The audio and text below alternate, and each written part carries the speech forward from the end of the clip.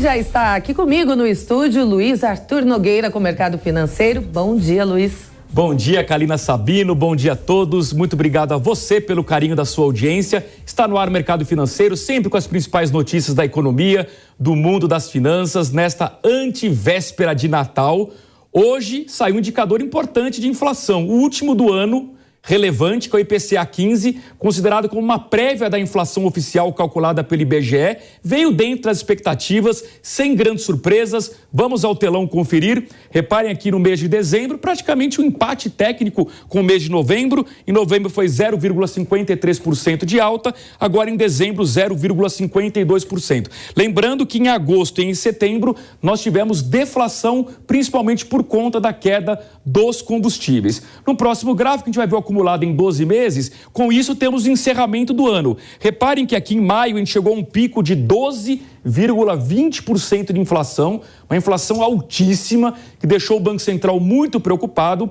Banco Central que começou a subir juros ainda em março do ano passado e vem colhendo os frutos dessa alta de juros. Repare que a inflação vinha caindo e encerra o ano em 5,90%. Problema: a meta do Banco Central deste ano era de 3,5%, o teto era 5%, portanto, pelo segundo ano consecutivo, o Banco Central não consegue cumprir a meta de inflação e o desafio fica para o ano que vem. O teto é menor no ano que vem, 4,75%, e o mercado projeta inflação acima de 5%. Vamos tentar descobrir qual vai ser a tendência do Banco Central. Será que vai subir mais juros para tentar cumprir a meta do ano que vem ou vai manter a Selic em 13,75%?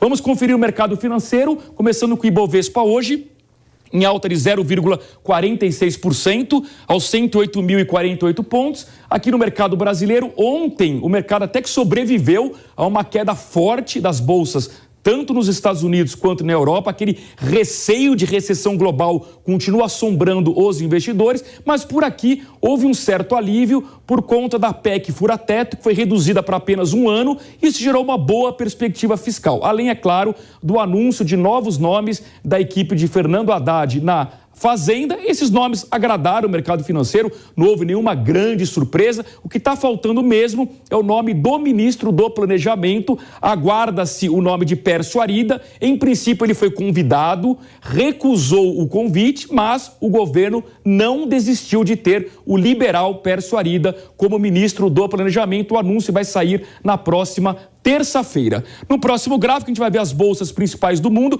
Repare que na Europa tem comportamento misto, nem grandes altas, nem grandes quedas. Temos em Frankfurt alta de 0,30%, Londres praticamente estável, 0,05% de alta, Paris caindo 0,12%, Madrid em alta de 0,11%.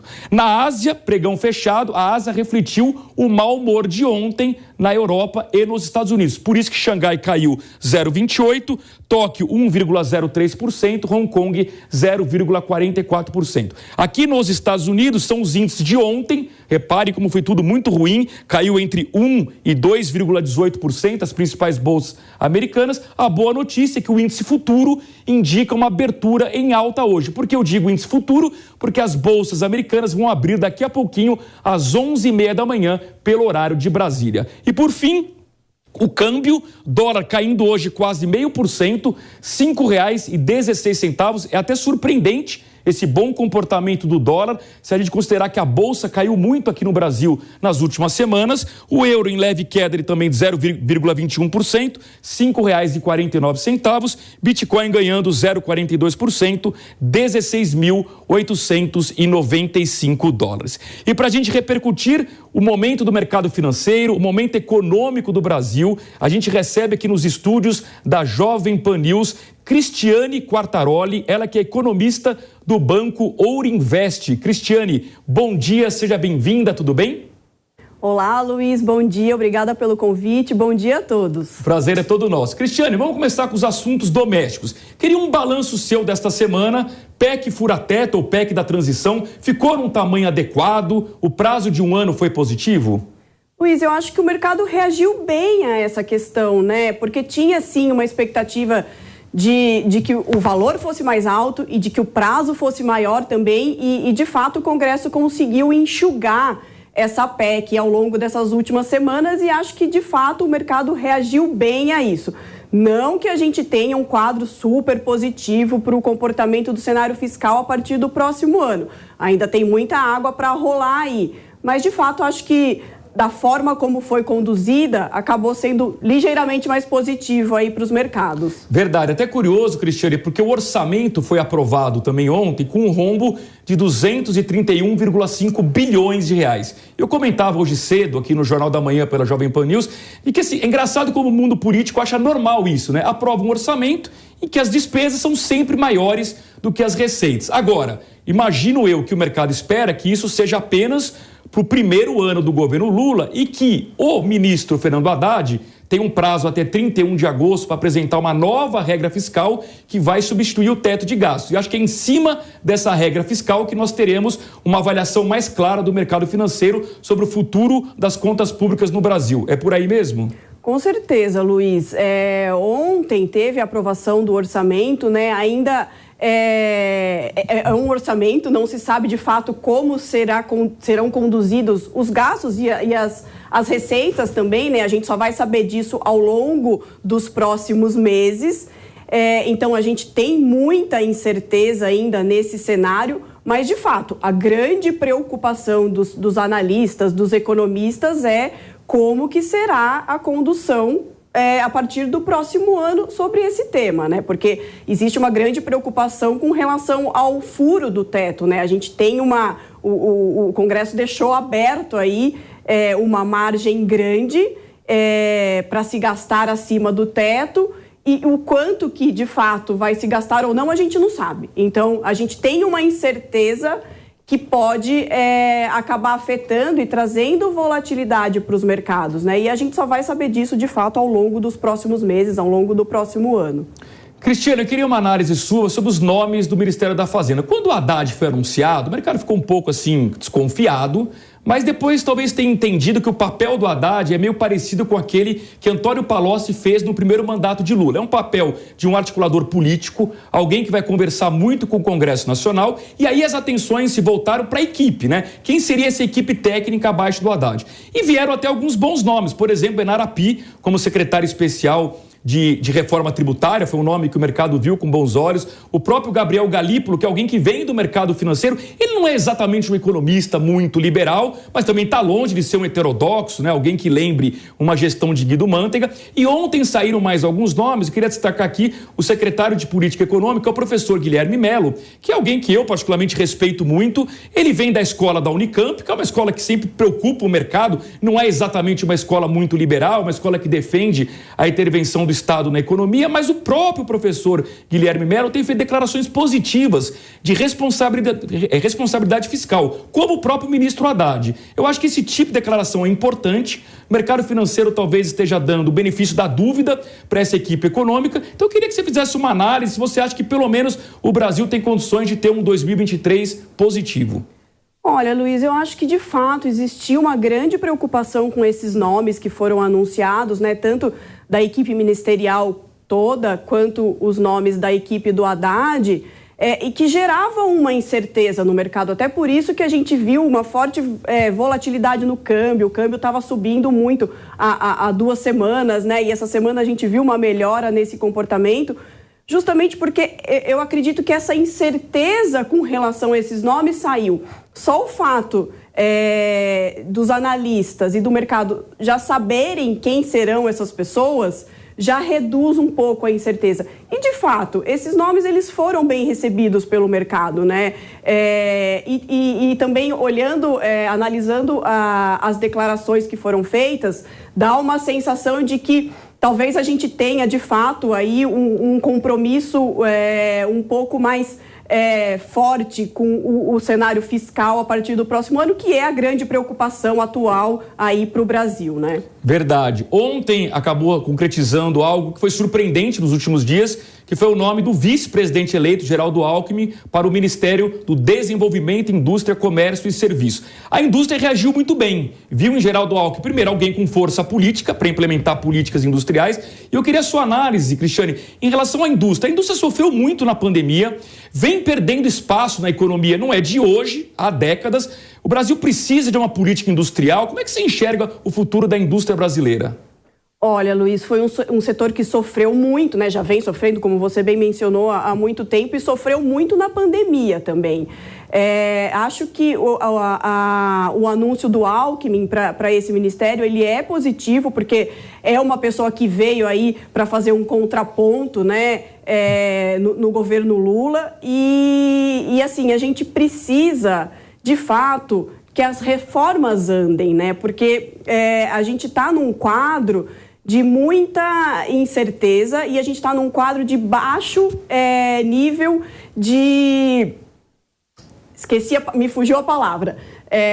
A gente está num quadro de confiança. A nossa confiança está muito baixa, tanto do consumidor quanto do empresariado. A do empresariado, principalmente. Os últimos indicadores que saíram de confiança vieram muito abaixo, teve uma redução forte, a gente está abaixo do que a gente estava antes da pandemia, ou seja, não existe confiança por parte da empresa, então, e da indústria, claro, né? Então não existe aí uma intenção de se contratar, de se investir em tecnologia, em infraestrutura, e isso acaba sendo ruim para o setor industrial, né? Então eu acho que a figura do Alckmin pode ser positiva nesse sentido, pensando nas reformas, pensando que isso vai trazer mais confiança para o empresariado, para a indústria, para que a gente possa voltar a ver um crescimento mais sustentável para o nosso país, impulsionado também pela indústria, que foi o setor que sofreu bastante. De fato. Por falar em confiança, Cristiane, tem um fator que afeta a confiança empresarial, que é taxa de juros, né?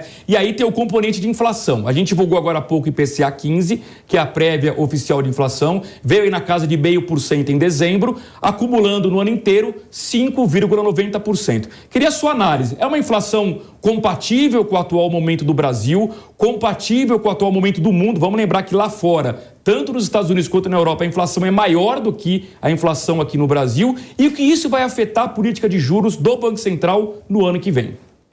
Luiz, o brasileiro ele está bastante acostumado com a inflação, né? Até é curioso a gente falar que 5,90 é uma inflação baixa para a gente, né? Pensando, como você mostrou lá no início da sua apresentação, que a gente estava num patamar acima de 12. Então, assim, de fato, o número do IPCA hoje, do IPCA 15, ele veio em linha com o que o mercado projetava, está mostrando uma desaceleração da inflação de forma geral, quando a gente olha os dados acumulados em 12 meses. As medidas de núcleo também mostram um arrefecimento. Porém, eu acho que ainda é cedo para dizer que o número de hoje vai afetar a projeção aí, do Banco Central para juros. Por quê? A gente tem uma meta para cumprir em 2023 e 2024, né? Uma meta de inflação que ainda é um patamar baixo, e a nossa inflação ainda, as projeções para 2023 e 2024 ainda estão muito elevadas, né? Acima da meta.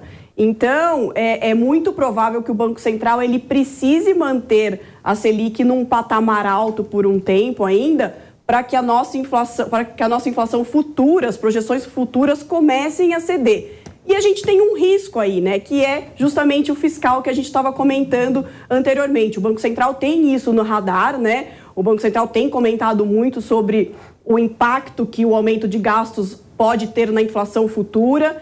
Então, eu acho que, por enquanto, a gente tem um cenário de juros elevado por um período maior aí de tempo, para a gente poder conter esses números de inflação para 2023 e 2024. Aliás, Cristiane, engraçado porque assim, o mercado financeiro projetava queda de juros no ano que vem.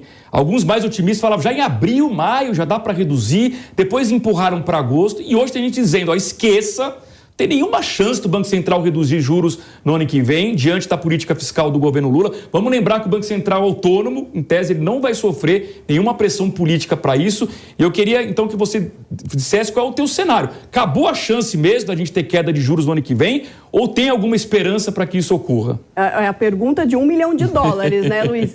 E assim, além disso, existem já analistas que projetam uma alta da Selic, né, para o ano que vem, um ajuste residual aí da Selic por conta do avanço da inflação, da projeção de inflação para 2023 e 2024. Então, assim, eu acho difícil que o Banco Central consiga, de fato, reduzir a Selic no primeiro semestre do próximo ano. Acho que ele vai precisar manter aí, de fato, por um período, a Selic elevada por um período grande aí, justamente por conta desse risco fiscal que a gente tem. Espaço para baixar já no ano que vem vai depender muito da condução da política fiscal e de quanto isso vai impactar na inflação futura. Então, de fato, assim, acho que ainda é cedo para dizer que a gente vai ter queda de juros em 2023. Cristiane, vamos olhar um pouco para o mundo, né? O mercado fica toda hora estressado, tem hora que todo mundo fala, meu Deus, vai ter recessão nos Estados Unidos, na Europa, ela vai ser prolongada, porque os bancos centrais, tanto americano quanto europeu, vão ter que subir juros demais para combater uma inflação que está muito alta. Tem hora que o mercado alivia e fala, puxa, não é bem assim, vai subir mais um pouquinho os juros. Qual é o seu cenário para juros lá fora e até que ponto essas principais economias vão, de fato, entrar em recessão econômica, afetando o crescimento global e, por tabela, o Brasil? A gente tem um cenário bastante incerto, né, para cenário externo, por conta de guerra, né? A guerra tem afetado muito a oferta e demanda, né, do mundo inteiro, né? Tem provocado o avanço da inflação em vários países. A Europa está sofrendo com isso, Estados Unidos está sofrendo com o avanço da inflação, mas, de fato, como você mencionou, oscila muito de acordo com os dados que vão saindo, né? Hoje, por exemplo, saiu um indicador de inflação nos Estados Unidos que veio em linha com o que o mercado esperava. O próprio Fed, que é o Banco Central americano, ele já vem sinalizando que não vai mais aumentar o ritmo de ajuste de juros na economia americana. Então, isso pode contribuir para que, de fato, a gente não tenha uma recessão em si e tenha, assim, tipo, uma redução no crescimento da economia americana. Mas eu acho que tem outros fatores também que vão influenciar muito isso, né? Que é a China, essa questão da política Covid-0 da China, que vai e volta também. Então, assim, o quadro é muito nebuloso. Então, eu acho que, por enquanto, a perspectiva é de baixo crescimento para a economia global, né? Para as economias centrais, aí pensando em China, Europa e Estados Unidos, justamente por conta do avanço da inflação nesses países e por conta desses outros fatores que ainda geram muita incerteza, que é a guerra, principalmente, e essa questão do Covid-0 na China. Muito bem, Cristiane Quartaroli, ela é que é economista do Banco Ouro Invest, esteve conosco aqui nos estúdios da Jovem Pan News. Cristiane, muito obrigado, um bom dia e um Feliz Natal. Obrigada, Luiz. Bom dia a todos e ótimas festas a todos. Muito bem, para a gente encerrar o mercado financeiro de hoje, vamos voltar ao assunto PEC fura-teto, antes confirmando hora certa na PAN, 11 horas 29 minutos. Então, para encerrar o mercado financeiro de hoje, vamos voltar ao assunto da PEC fura-teto, que movimentou o mundo político. Afinal de contas, todo mundo sabe que para aprovar essa PEC em 2 turnos na Câmara e no Senado, houve muitas negociações envolvendo o futuro governo Lula. Acompanhe a reportagem de Yasmin Costa. A ampliação do teto de gastos agora já faz parte da Constituição, mas segue repercutindo aqui em Brasília. O presidente eleito, Luiz Inácio Lula da Silva, usou as redes sociais para mostrar a satisfação com a aprovação da medida. Lula agradeceu aos presidentes do Senado e da Câmara, líderes de bancada, senadores e deputados pela aprovação da PEC. O presidente eleito ainda criticou o atual governo e falou que essa PEC era para cobrir a irresponsabilidade do governo que vai sair. O que parecia impossível aconteceu com uma votação expressiva, avaliou Lula. Os principais articuladores da emenda também se manifestaram. O presidente da Câmara, Arthur Lira, defendeu que a promulgação da PEC celebra a vitória do diálogo e o diálogo deve sempre vencer. O diálogo venceu. Já o presidente do Senado, Rodrigo Pacheco, ele argumentou o seguinte, que a PEC abre espaço no teto no valor de 169 bilhões de reais que serão destinados para os benefícios sociais, bem como para financiar investimentos em razão de excesso de arrecadação do ano anterior. A atuação do Congresso se norteia na viabilização do que é fundamental para o país, completou o presidente do Senado. Mas apesar da vitória do governo eleito, a emenda à Constituição não é uma unanimidade. A deputada Bia Kicis classificou a medida como PEC do rombo e ainda completou dizendo que os mais pobres serão mais afetados pela inflação, a volta do desemprego e os juros elevados. Outra que fez críticas foi a senadora eleita Damares Alves. A futura parlamentar fez um questionamento sobre essa medida. Disse o seguinte: disseram que a tal PEC do rombo é necessária, pois não tem dinheiro para pagar o Auxílio Brasil para alimentar os mais pobres e agora aprovaram aumento de salário para elite do Judiciário, Executivo e Legislativo. Onde acharam esse dinheiro?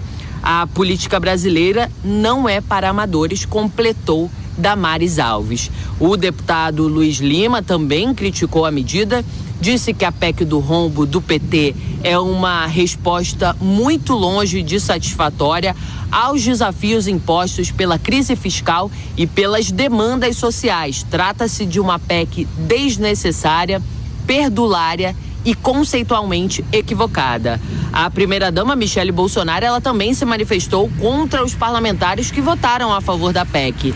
Em uma publicação, Michele Bolsonaro classificou a medida como triste, se disse triste e decepcionada, e chamou a PEC de PEC do rombo. De Brasília, Yasmin Costa.